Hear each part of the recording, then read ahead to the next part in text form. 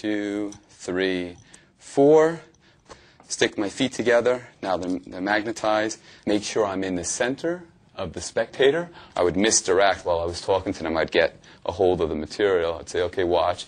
While I'm doing this and talking to them, saying stay right there, I'm taking my left hand, removing the panel, and when I come back around, I just pull it apart so it's done.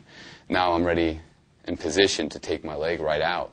Remember, it's important to create some misdirection. You don't want them concentrating on your legs at this point. You want them looking elsewhere so that you can do the dirty work, which is probably the most difficult part, to get your leg out and planted, and then to get your leg back in is where you really need to be slick.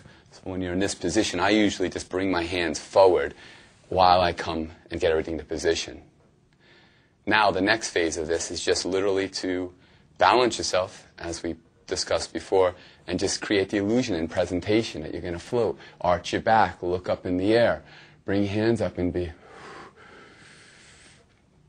And now you got to keep your heel pointed to the ground, so you keep the back of your legs taut. Boom. And then you can land. How's that look? Looks good. Now you can either float up to the top or you can float back down.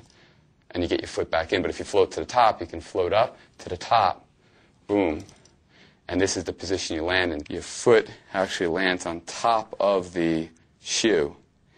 This is obviously the most difficult technique and effect to do, which I did on a sidewalk, and I also did in a bar